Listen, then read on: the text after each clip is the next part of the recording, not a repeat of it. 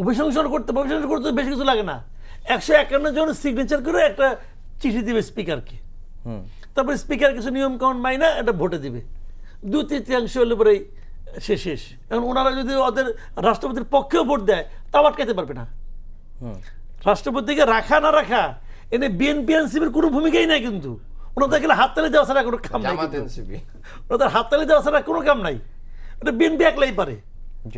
BNP যাদের রাখছে এটাই তো অনেকের কাছে, ওনাদের কাছে এটা আপত্তিকর লাগতেছে কেন রাখছে, তো এখন ওনারা খুশি। মানে শহীদদের রক্তের সাথে যায় না এটা। না আপনার কাছে মনে হয় কেন রাখছে কোনটা?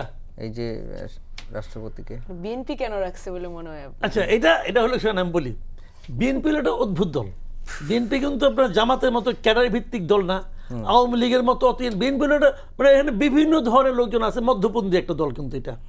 এখানে নানা মতের লোক আছে, নানা সবার সঙ্গে কেউ আছে সবার সঙ্গে ঠিক আছে মিলেমিশে চলি।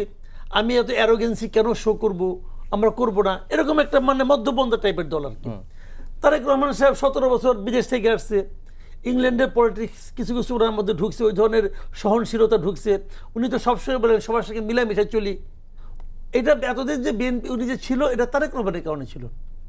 উনি পার্সোনালি মনে করছেন যে এই লোক তো আমার জন্য ডিস্টার্বিং না, থাক না, সমস্যাটা কি, 2 বছরই তো। কিন্তু আবার বিএনপির মধ্যে বিভিন্ন ধরনের উগ্রপন্থী বিভিন্ন কট্টর টাইপের লোকও আছে কিছু, তারা প্রেশার দিছে। তারা এখন যে বলছে এই দেখেন এই ঘটনা কিন্তু ঘটতেছে, শেখ হাসিনা কিন্তু আসতেছে, ওই সময় কি আপনি প্রেসিডেন্ট রাখবেন তাকে?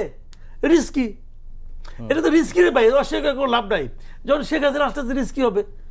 বিএনপি অন্য কোনো কারণ না। এখন কেউ হয়তো বলবেন, আমি জানি এখানে অনেক লোক বলবেন যে জামাতের এনসিপি চাপে আসছে, তারা চাপ দিবে এখন, এই জন্য চাপে বিএনপির চাপে ভয় পেয়ে করেনি কাজটা। ওনারা ওনাদের মতো মাঝখান থেকে লাভ হয়ে গেছে জামাতের, কি জানেন?